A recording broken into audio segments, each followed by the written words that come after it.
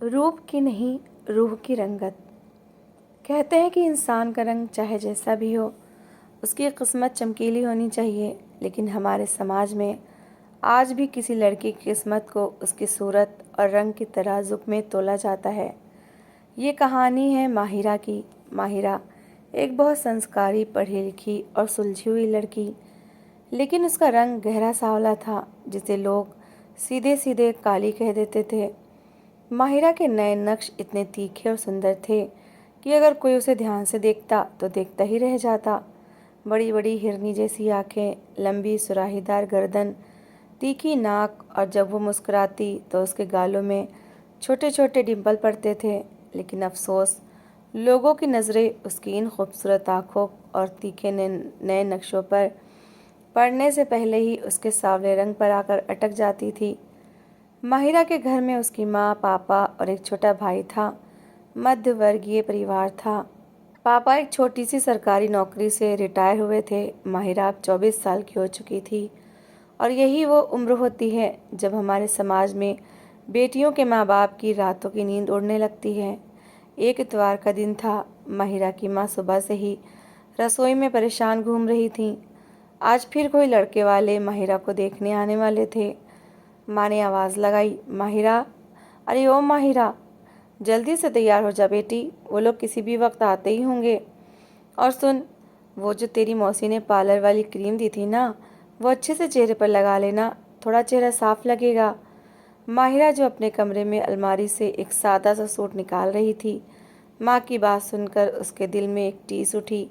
उसने शीशे में खुद को देखा। उसने अपने चेहरे को छुआ और धीरे से मुस्कुराई।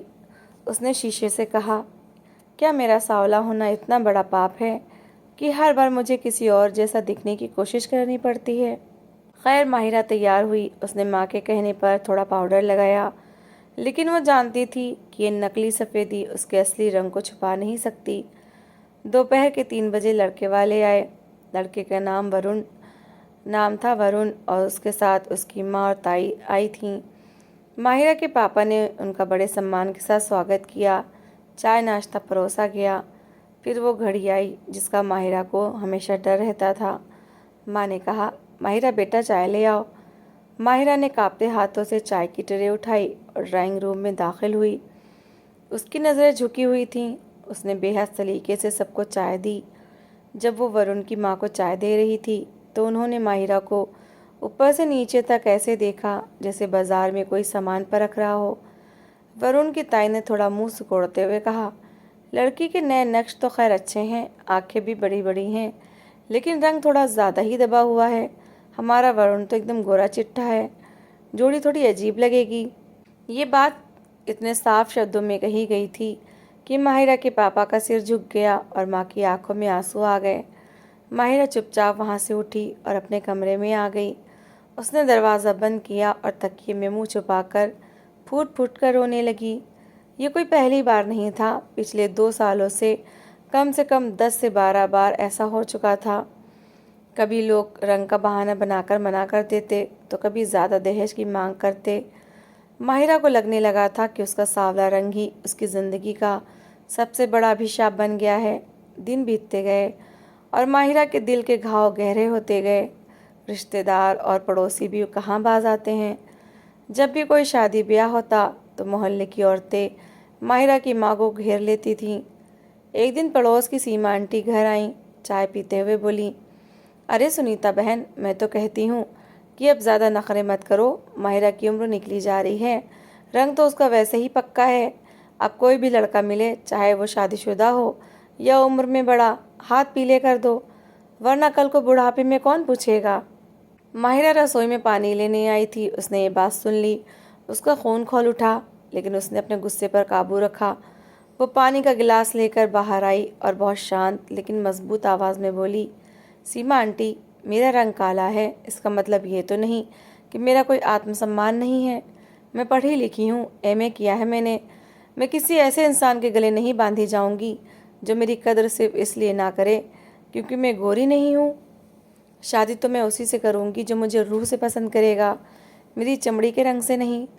माहिरा की बात सुनकर सीमा आंटी का मुंह बन गया। वो पैर पटकती हुई चली गईं। लेकिन उनके जाने के बाद माँ रोने लगी। बेटा, तूने उनसे ऐसे बात क्यों की? समाज में रहना है तो बातें सहनी पड़ती हैं। तेरी शादी नहीं होगी तो लोग हमें जीने नहीं देंगे। माहिरा ने अपनी माँ को गले लगाया और कहा, माँ, आप चिंता मत करो। भगवान ने अगर मुझे बनाया है तो मेरे लिए कोई ना कोई इंसान भी ज़रूर बनाया होगा, जो इस बाहरी रंगत को छोड़कर मेरी अंदर की सुंदरता को देखेगा। माहिरा ने हार नहीं मानी। उसने खुद को इस डिप्रेशन से बाहर निकालने के लिए एक लोकल रेडियो स्टेशन और एक वॉइस ओवर स्टूडियो में काम ढूंढना शुरू किया। उसकी आवाज़ बहुत सुरीली थी और उर्दू हिंदी पर उसकी पकड़ गज़ब की थी। जब वो बोलती थी तो ऐसा लगता था मानो कानों में मिश्री घुल रही हो। उसे एक नामी ऑडियो प्लेटफॉर्म पर कहानियाँ सुनाने, स्टोरी टेलिंग और वॉइस आर्टिस्ट का काम मिल गया। लोग उसकी आवाज़ के दीवाने होने लगे, लेकिन वहाँ भी लोग सिर्फ उसकी आवाज़ सुनते थे, उसे देखते नहीं थे। वक्त का पहिया घूमता रहा। माहिरा 25 साल की हो चुकी थी। अब घर वालों ने लगभग थक हार कर रिश्ते देखना कम कर दिया था। इसी बीच माहिरा के भाई समीर का एक दोस्त उनके घर आया। उसका नाम था अविनाश। अविनाश शहर का एक जाना माना फोटोग्राफर और डॉक्यूमेंट्री मेकर था। वो बहुत ही सुलझा हुआ, हंसमुख और साफ दिल इंसान था। वो समीर के साथ किसी प्रोजेक्ट के सिलसिले में घर आया था। उस दिन बारिश हो रही थी। अविनाश और समीर ड्राइंग रूम में बैठे थे। माहिरा उनके लिए पकौड़े और चाय लेकर आई। माहिरा ने उस दिन एक सादा सा हल्के नीले रंग का कुर्ता पहना हुआ था। उसके बाल खुले थे और बारिश की बूंदों की वजह से उसके चेहरे पर एक अजीब सी चमक थी। जैसे ही माहिरा कमरे में आई, अविनाश की नज़र उस पर ठहर गई। एक फोटोग्राफर होने के नाते अविनाश की नज़रें आम लोगों से अलग थीं। वो इंसानों के चेहरे की बनावट और उनके हाव भाव को बहुत गहराई से समझता था। जब अविनाश ने माहिरा को देखा तो उसे लगा कि उसने आज तक जितने भी चेहरे देखे हैं उनमें ये सबसे ज़्यादा अट्रैक्टिव और क्लासिक चेहरा था। माहिरा की वो बड़ी बड़ी कजरारी आंखें जिनमें एक ठहराव था, उसकी तीखी नाक जो उसके स्वाभिमान को बयां करती थी, और उसके सांवले रंग का वो सलोनापन जो किसी पुरानी पेंटिंग जैसा खूबसूरत लग रहा था। अविनाश ने चाय का कप लेते हुए कहा, थैंक यू। माहिरा ने बस एक छोटी सी मुस्कान दी और वहाँ से चली गई। लेकिन उस एक पल में अविनाश का दिल जैसे वहीं रुक गया था। शाम को जब अविनाश और समीर काम ख़त्म करके बैठे तो अविनाश ने धीरे से पूछा, समीर, वो जो चाय लेकर आई थी वो तुम्हारी बड़ी बहन है ना? समीर ने एक ठंडी सांस ली और कहा, हाँ भाई, माहिरा दीदी हैं, बहुत गुणी हैं, पढ़ी लिखी हैं, आवाज़ इतनी अच्छी है कि क्या बताऊँ। लेकिन बस हमारी फूटी किस्मत समझो या इस समाज की घटिया सोच, उनका सांवला रंग देखकर लोग रिश्ता मना कर देते हैं। माँ पापा इसी चिंता में आधे हुए जा रहे हैं। अविनाश को समीर की बात सुनकर बहुत हैरानी हुई और गुस्सा भी आया। उसने कहा, क्या लोग सच में अंधे हैं क्या? समीर, तुम्हारी दीदी के नए नक्श और उनका चेहरा इतना परफेक्ट है कि बड़ी बड़ी मॉडल उनके सामने फीकी लगें। उनके चेहरे में एक ग्रेस है, एक ठहराव है। लोग सिर्फ गोरा रंग देखते हैं, सुंदरता नहीं। उस दिन के बाद से अविनाश का माहिरा के घर आना जाना बढ़ गया। वो अक्सर समीर से मिलने के बहाने आता, लेकिन उसका असली मकसद माहिरा को देखना और उससे बात करना होता था। धीरे धीरे माहिरा और अविनाश के बीच बातचीत शुरू हुई। अविनाश जब भी आता माहिरा से लिटरेचर, शायरी और कहानियों पर बात करता। माहिरा को भी अविनाश की बातें बहुत अच्छी लगती थीं। अविनाश पहला ऐसा लड़का था जिसने कभी माहिरा के रंग पर कोई अजीब कमेंट नहीं किया, बल्कि वो हमेशा उसकी सोच और उसकी आवाज़ की तारीफ करता था। एक दिन अविनाश ने माहिरा से कहा, माहिरा जी, मैं एक नया फोटोग्राफी प्रोजेक्ट कर रहा हूँ जिसका नाम है रूट्स ऑफ इंडिया, भारत की जड़ें। मैं इसमें भारतीय चेहरों की असली सुंदरता को दिखाना चाहता हूँ। क्या आप मेरी मुख्य मॉडल बनेंगी? मैं आपका एक पोर्ट्रेट शूट करना चाहता हूँ। माहिरा झिझक गई। उसने कहा, अविनाश जी, आप शायद भूल रहे हैं, मैं गोरी चिट्टी लड़कियों जैसी नहीं हूँ। लोग मुझे देखकर मुंह बनाते हैं, आपका प्रोजेक्ट ख़राब हो जाएगा। अविनाश ने सीधे माहिरा की आंखों में देखा और बहुत गंभीरता से कहा, माहिरा जी, गोरा होना एक रंग है, सुंदरता नहीं। सुंदरता इंसान के नए नक्श, उसकी आंखों की गहराई और उसके चरित्र से होती है। और यकीन मानिए, आपकी जैसी सुंदर आंखें और तीखे नए नक्श मैंने आज तक किसी के चेहरे पर नहीं देखे। आपका ये सांवला रंग आपकी ताकत है, कमज़ोरी नहीं। प्लीज़ मुझ पर भरोसा रखिए। अविनाश की आंखों में एक ऐसा सच और भरोसा था जिसे माहिरा ठुकरा नहीं सकी। उसने हाँ कह दिया। अगले दिन अविनाश ने माहिरा का एक ट्रेडिशनल लुक में फ़ोटोशूट किया। माहिरा ने काली साड़ी पहनी थी, बालों में गजरा लगाया था और कानों में बड़े झुमके थे। अविनाश ने माहिरा के चेहरे के क्लोज़अप शॉट्स लिए। माहिरा के तीखे नए नक्श कैमरे के लेंस के ज़रिए ऐसे निखर कर आए जैसे कोई साक्षात कविता कागज़ पर उतर आई हो। एक हफ्ते बाद अविनाश ने उस फोटोशूट की सबसे अच्छी तस्वीर को एक बड़े से फ्रेम में लगवाया और सीधे माहिरा के घर पहुंच गया। उस वक्त घर पर माँ, पापा, समीर और माहिरा सब मौजूद थे। अविनाश ने वो बड़ा सा फ्रेम सबके सामने रखा। जैसे ही कपड़े का कवर हटा, सब दंग रह गए। सामने फ्रेम में माहिरा की एक बहुत ही सुंदर ब्लैक एंड वाइट और कलर्ड मिक्स तस्वीर थी। उस तस्वीर में माहिरा की बड़ी बड़ी आंखें जैसे सीधे देखने वाले की रूह में झांक रही थीं। उसकी तीखी नाक और चेहरे का वो सांवला सलोनापन इतना रॉयल और अट्रैक्टिव लग रहा था कि कोई भी कह उठता, ये तो कोई रानी है।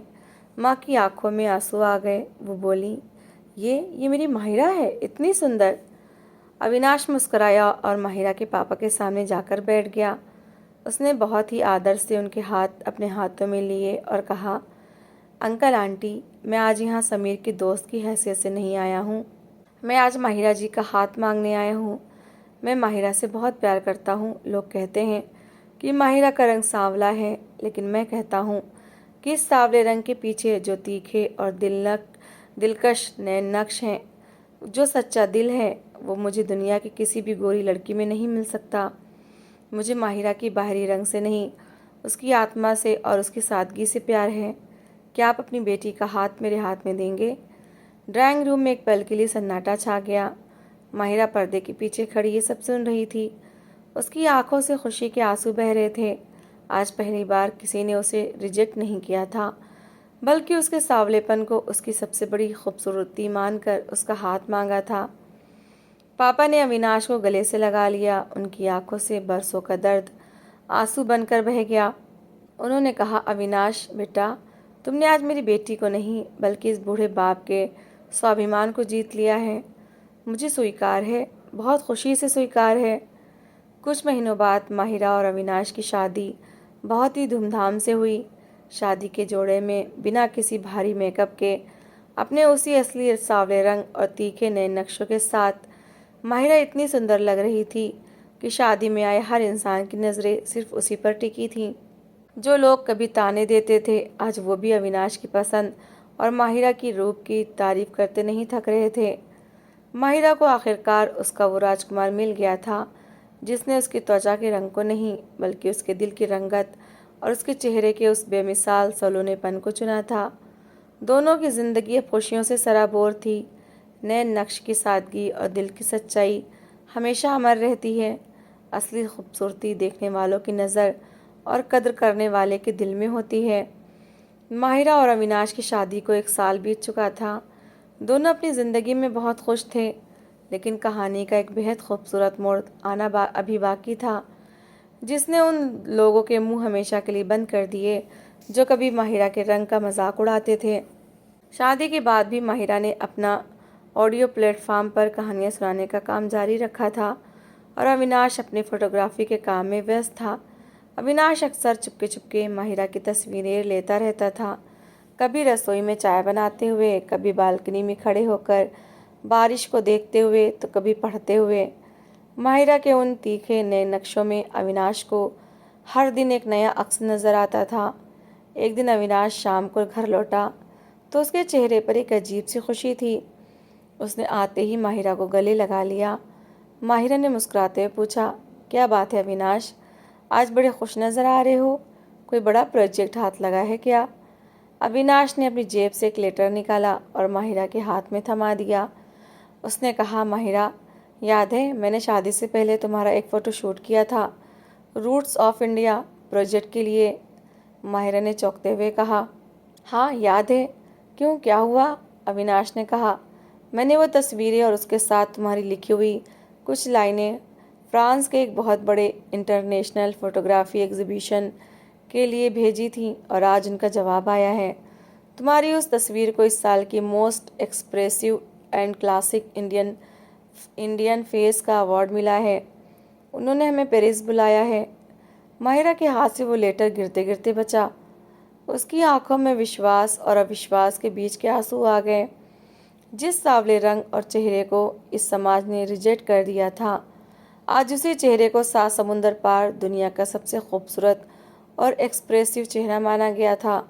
अगले ही महीने अविनाश और माहिरा पेरिस पहुंचे। एग्जीबिशन का हॉल दुनिया भर के बड़े बड़े कलाकारों, डिज़ाइनरों और मीडिया के लोगों से खचाखच भरा हुआ था। हॉल के बिल्कुल बीचों बीच एक बहुत बड़ी दीवार पर माहिरा की वही तस्वीर लगी थी। वही बड़ी बड़ी कजरारी आंखें, सुराहीदार गर्दन, तीखी नाक और सांवले रंग का वो शाही सलोनापन। लोग उस तस्वीर के सामने खड़े होकर उसकी तारीफ करते नहीं थक रहे थे। जब माहिरा को स्टेज पर बुलाया गया तो उसने कोई विदेशी ड्रेस नहीं पहना। वो अपनी संस्कृति और अपने रंग पर गर्व करते हुए एक खूबसूरत गहरे मरून रंग की बनारसी साड़ी पहनकर स्टेज पर चढ़ी। उसने हल्का मेकअप किया हुआ था, जिससे उसके तीखे नैन नक्श और भी उभर कर आ रहे थे। स्टेज पर होस्ट ने माहिरा से पूछा, माहिरा जी, भारत में आज भी गोरे रंग को बहुत इम्पोर्टेंस दी जाती है। ऐसे में अपने इस सांवले रंग के साथ इस मुकाम पर पहुंचना आपको कैसा महसूस कराता है? माहिरा ने माइक संभाला। उसकी आवाज़ में वही रेडियो आर्टिस्ट वाला ठहराव और जादू था। उसने बेहद सरल और खूबसूरत शब्दों में कहा, रंग तो सिर्फ एक लिबास है जो कुदरत हमें देती है। असली खूबसूरती इस बात में है कि भगवान ने आपके चेहरे को तराशा कैसे है। मेरे देश में लोग अक्सर गोरेपन के पीछे भागते हैं, लेकिन मैं आज दुनिया के सामने खड़े होकर गर्व से कहती हूँ कि मैं सांवली हूँ। मेरी आँखें, मेरी नाक, मेरी मुस्कान, ये सब मेरी पहचान है। मुझे खुशी है कि मुझे एक ऐसा जीवन साथी मिला जिसने मेरी चमड़ी का रंग नहीं देखा, बल्कि मेरी आँखों की गहराई और मेरे नए नक्शों की सादगी को पहचाना। ये अवार्ड सिर्फ मेरा नहीं, हर उस लड़की का है जिसे कभी उसके रंग की वजह से कमतर समझा गया। पूरा हॉल तालियों की गड़गड़ाहट से गूंज उठा। अविनाश नीचे खड़ा गर्व से अपनी पत्नी को देख रहा था, जिसकी आंखों में आज एक अलग ही आत्मविश्वास की चमक थी। जब माहिरा और अविनाश ये इंटरनेशनल अवार्ड जीतकर वापस अपने शहर लौटे तो पूरे मोहल्ले में तहलका मच गया था। अखबारों में माहिरा की तस्वीर छपी थी, टीवी चैनल्स पर उसका इंटरव्यू आ रहा था। वही सीमा आंटी जो कभी माहिरा की माँ को ताने देकर कहती थी कि उम्र निकली जा रही है, किसी से भी ब्याह कर दो, आज मिठाई का डिब्बा लेकर सबसे पहले माहिरा के घर पहुंची। सीमा आंटी ने माहिरा की माँ से कहा, अरे सुनीता बहन, मुझे तो पहले ही से पता था कि तुम्हारी माहिरा एक दिन पूरी दुनिया में नाम रोशन करेगी। देखो तो हमारी बेटी टीवी पर आ रही है। इसके नए नक्श तो बचपन से ही इतने तीखे और सुंदर थे कि मैं क्या बताऊं। माहिरा ड्राइंग रूम में आई। उसने सीमा आंटी को देखा और मुस्कुराते हुए कहा, सीमा आंटी, मिठाई ज़रूर खाइए, लेकिन बस एक बात याद रखिएगा, किसी भी लड़की की किस्मत और उसकी सुंदरता को उसके गोरे या काले रंग से मत तौलिएगा। अगर अविनाश ने उस दिन सिर्फ रंग देखा होता तो आज मैं इस मुकाम पर न होती। सीमा आंटी का चेहरा शर्म से लाल हो गया, लेकिन उन्होंने अपनी गलती मानते हुए माहिरा को गले लगा लिया। इस बात को 2 साल और बीत गए। माहिरा अब देश की एक जानी मानी पॉडकास्टर और सोशल इन्फ्लुएंसर बन चुकी थी, जो लड़कियों को सेल्फ लव और कॉन्फिडेंस सिखाती थी। एक सुहानी सुबह माहिरा बालकनी में खड़ी चाय पी रही थी। अविनाश पीछे से आया और उसने माहिरा के कंधे पर हाथ रखा। तभी कमरे के अंदर से एक छोटे बच्चे की रोने की आवाज़ आई। माहिरा और अविनाश के घर एक नन्ही सी परी ने जन्म लिया था। दोनों कमरे में गए। अविनाश ने उस छोटी सी बच्ची को अपनी गोद में उठाया। बच्ची ने अपनी छोटी छोटी बड़ी बड़ी आंखें खोलीं। उसके नक्श बिल्कुल माहिरा जैसे तीखे थे और उसका रंग भी अपनी माँ की तरह ही सलोना और सांवला था। अविनाश ने बच्ची के माथे को चूमा और माहिरा की तरफ देखकर कहा, देखो माहिरा, हमारी बेटी बिल्कुल तुम पर गई है। वही तीखी नाक, वही बड़ी बड़ी आँखें और तुम्हारा ये जादुई सांवला रंग। ये दुनिया की सबसे सुंदर बच्ची है। माहिरा ने अविनाश के कंधे पर अपना सिर रख दिया। उसकी ज़िंदगी आज पूरी तरह से मुकम्मल हो चुकी थी। उसे न सिर्फ एक सच्चा जीवन साथी मिला था, बल्कि उसने अपने आत्मसम्मान और सुंदरता से पूरी दुनिया को अपना दीवाना बना दिया था।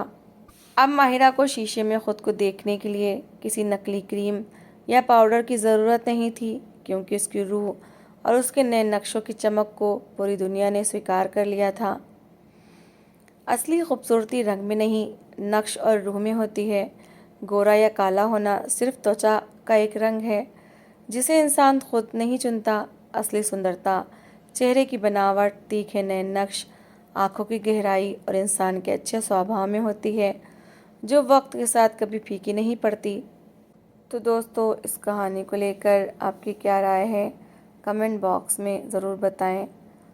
और अगर आपको हमारी आज की कहानी अच्छी लगी हो तो प्लीज़ इसे लाइक शेयर ज़रूर करें। और ऐसी ही emotional, suspense, family story, love story, motivational story को सुनने के लिए मेरे चैनल को सब्सक्राइब ज़रूर करें। तो मिलते हैं एक नई और दिलचस्प कहानी के साथ। Thanks for watching.